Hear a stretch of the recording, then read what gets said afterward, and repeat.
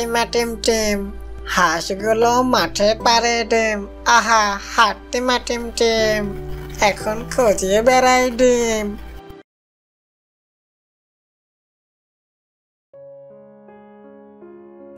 গহীন এক জঙ্গল। সেই জঙ্গলের মধ্যে একটি পুকুর পাড়ে বাস করত এক হাঁস দম্পতি। একজনের নাম ছিল হাসা আর অপরজনের নাম ছিল হাসি। তারা একে অপরকে অনেক ভালোবাসত। তারা সব সময় একসাথেই চলাফেরা করত, খাবার সংগ্রহে গেলেও একসাথেই যেত। একজনকে ছাড়া অপরজন যেন কিছুই বুঝত না। আর এভাবেই সুখে শান্তিতে দিন কাটতো তাদের। একদিন সকালবেলা হাসি তাওয়াতে বসেছিল। তখন হাসা হাসিকে বলে, এই যে গিন্নি, আজ এখনো যে এখানেই বসে আছো, খাবার সংগ্রহে যাবে না? তখন জবাবে হাসি বলল, না গো, আজ আমার শরীরটা ভালো লাগছে না। তুমি না হয় আজ একাই খাবার সংগ্রহে যাও। কি বলো গিন্নি, তোমার শরীর খারাপ করেছে আর তুমি আমাকে এখন জানাচ্ছ? তুমি তাহলে বিশ্রাম করো, আমি গিয়ে ডাক্তার ডেকে আনি। এই না না, এইটুকু শরীর খারাপে ডাক্তার ডাকতে যেতে হবে না। আমি ঠিক 2-1 বেলার মধ্যে সুস্থ হয়ে যাব। তুমি বরং এখন খাবার সংগ্রহে যাও, বাড়িতে একটুও খাবার নেই। ওহো, তোমাকে এভাবে রেখে আমি কিছুতেই খাবার সংগ্রহে যাচ্ছি না। আগে তুমি সুস্থ হবে, তারপর না হয় আমি খাবার সংগ্রহে যাব। এমন কথা শুনে হাসি মিষ্টি সুরে হাসাকে বলে, দেখো প্রিয়তম, তুমি আমাকে নিয়ে শুধু শুধু চিন্তা করছো। আমার তেমন কোনো অসুখই করি নাই। আর তুমি এখন গিয়ে আমার আর তোমার জন্য খাবার নিয়ে আসো। দেখো না, আমি সেই কখন থেকে না খেয়ে আছি, আমার যে অনেক ক্ষুধা পেয়েছে। এই কথা শুনে হাসা বলে, তুমি আগে বলবে তো তোমার অনেক ক্ষুধা পেয়েছে? আমি এখনই যাচ্ছি তোমার জন্য খাবার আনতে। এই বলে হাসা খাবার সংগ্রহে চলে যায়। আর এদিকে হাসি তাতে বসেই থাকে। হাসি জানতো যে তার ডিম পাড়ার সময় হয়ে গেছে, তাই তার শরীরের মধ্যে অসুস্থ লাগছে। ওদিকে হাসা পুকুরের মধ্যে মাছ শিকার করতে থাকে, কিন্তু আজ যেন কোনো মাছই ধরতে পারে না হাসা।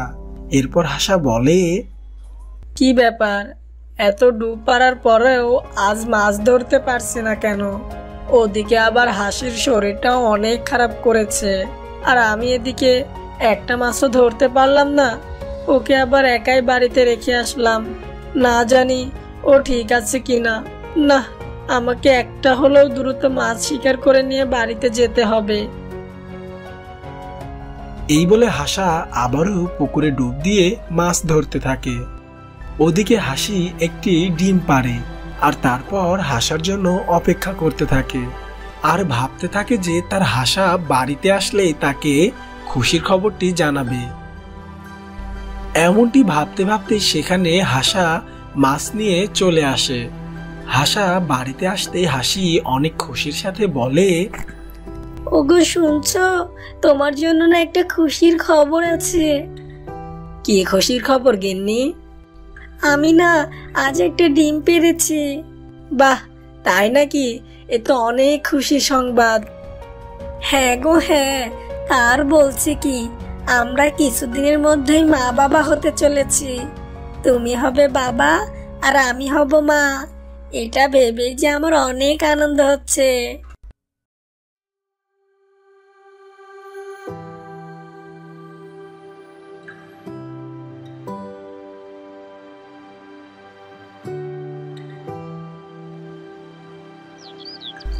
এভাবেই পরপর 3 দিন কেটে যায় আর হাসিও 3 দিনে 3টি ডিম পারে। এরপর হাসা হাসিকে বলে, ওগো প্রিয়তমা, আমার যে কি আনন্দ হচ্ছে। তুমি ঠিকই বলেছ আমার প্রিয়তম, আমাদের ছানাগুলো অনেক সুন্দর হবে, ঠিক যেন তোমার মতো। তাহলে তুমি ডিমগুলোকে সুন্দরভাবে তা দাও, আমি তোমার জন্য খাবার সংগ্রহ করে নিয়ে আসি। এই কথা বলে হাসা চলে যায় খাবার খুঁজে।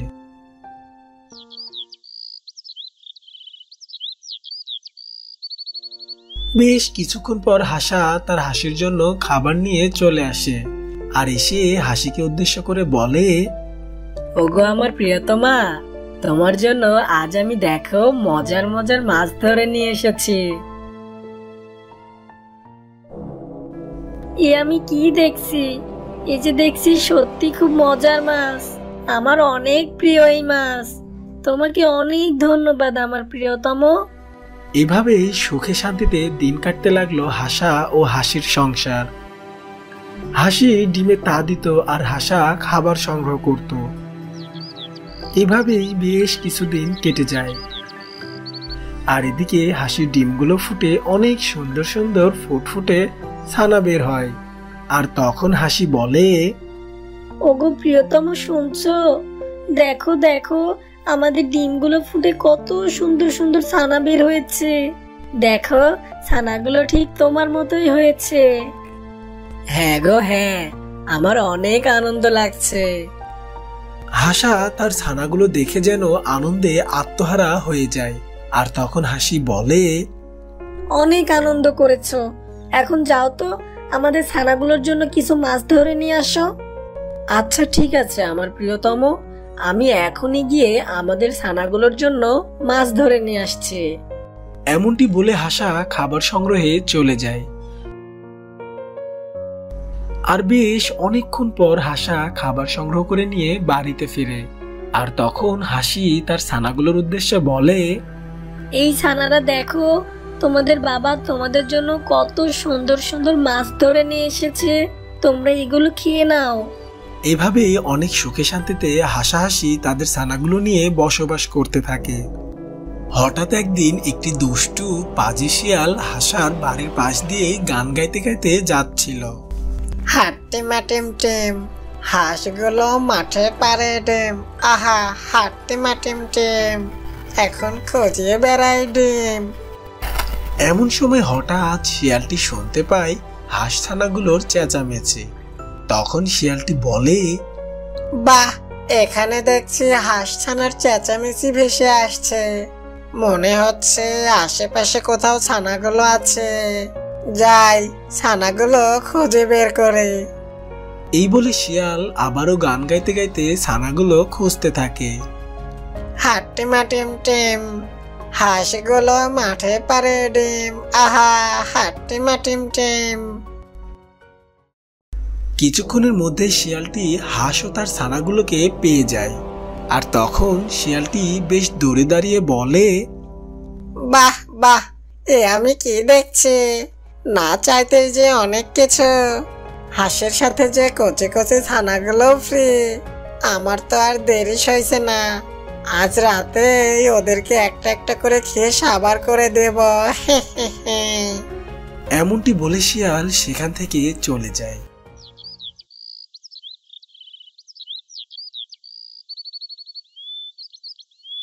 কিছুক্ষণের মধ্যেই রাত নেমে আসে। এদিকে ঘন কালো অন্ধকারে ঢেকে যায় পুরো জঙ্গল। আর ওদিকে শিয়াল অপেক্ষার প্রহর গুনছে যে কখন সে হাঁসছানাগুলো খাবে। রাত তো অনেক হয়ে গেল, এতক্ষণে হয়তো হাঁসগুলো ঘুমিয়ে পড়েছে। যাই, গিয়ে ছানাগুলো খেয়ে সাবার করে আসি। ক্ষুধার জ্বালা যে আর সইতে পারছি না। এই বলে শিয়াল চলে যায় হাঁসের বাড়ি। আর গিয়ে হাঁসের একটি ছানাকে ধরে নিয়ে আসে।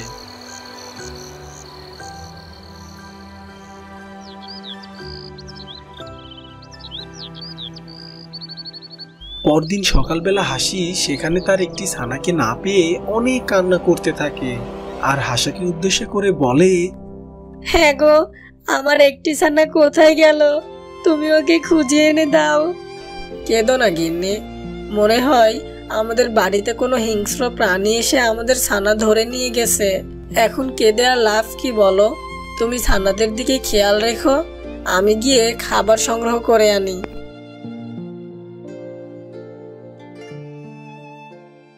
এভাবেই বেশ কয়েকদিন কেটে যাবার পর এক রাতে শিয়ালটি আবারও হাঁসের এক ছানাকে ধরে নিয়ে যায়।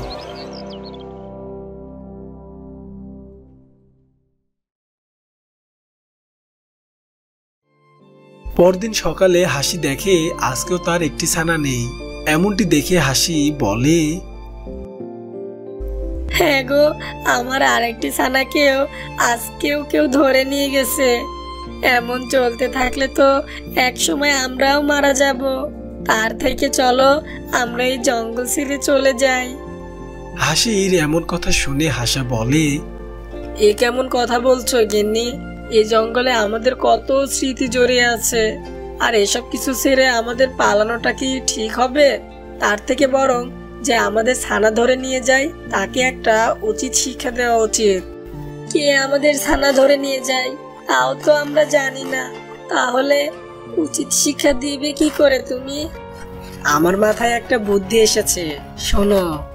এরপর হাসা তার বউ হাসিকে তার বুদ্ধি জানায়, আর তারা তাদের বাড়ি পুকুরের বিপরীত পাশে বানানোর সিদ্ধান্ত নেয়, আর পুকুরের উপর ঘাস লতা পাতা দিয়ে ঢেকে রাখে, যেন এবার যেই তার ছানাকে খেতে আসবে সে যেন এই পুকুরে ডুবে মরে। সেদিন রাতে শিয়াল আবারও আসে হাঁসের ছানা খেতে, কিন্তু এসে দেখে হাঁস তার বাড়ি সরিয়ে অন্য পাশে বানায়। এই দেখে শিয়াল বলে, বোকা হাঁস, বাড়ির জায়গা পরিবর্তন করলে কি তোর ছানাকে আমার হাত থেকে বাঁচাতে পারবি? আর আজকে তোর ওই ছানাকেও আমি ধরে খাবো, আর তারপর তোদেরকে। এমনটি বলে শিয়ালটি সামনের দিকে এগিয়ে যায়, আর যেই না শিয়ালটি পুকুরের উপর চলে আসে আর অমনি পুকুরের উপরে লতা পাতা সরে যায়, আর শিয়ালটি পুকুরের মধ্যে পড়ে যায় আর অনেক চিল্লাতে থাকে, এ কি হলো রে? কে আছিস? বাঁচা আমাকে, ওরে কেউ বাঁচা, আমি যে পুকুরে ডুবে মরলাম রে, বাঁচা। শিয়ালটির এমন চিল্লাপাল্লা শুনে হাসাহাসির ঘুম ভেঙে যায়, আর দেখে একটি শিয়াল পুকুরের মধ্যে হাবুডুবু খাচ্ছে। তখন হাসি বলে, বিয়াদব শিয়াল, তাহলে তুই আমার সন্তানদেরকে ধরে খেয়েছিস, এখন তোকে কে বাঁচাবে? হ্যাঁ, তোকে এখন কেউ বাঁচাবে না, তুই এখন এই পুকুরে ডুবে মর। আমাকে তোমরা ক্ষমা করে দাও, আমি আর তোমাদের সন্তানদের খাবো না, আমাকে বাঁচাও, বাঁচাও। এমনটি শিয়াল নিজেকে বাঁচাও বাঁচাও বলে চিল্লাতে থাকে, আর একসময় শিয়ালটি ডুবে যায়। তো বন্ধুরা, গল্পটি তোমাদের ভালো লাগলে ভিডিওটিতে একটি লাইক দিয়ে দিও, আর এমনই সব নিত্য নতুন সুন্দর সুন্দর গল্প পেতে চ্যানেলটি এখনই সাবস্ক্রাইব করে পাশে থাকা বেল আইকনটি বাজিয়ে রাখো। দেখা হবে আবারও পরবর্তী অন্য কোনো গল্প নিয়ে। ধন্যবাদ।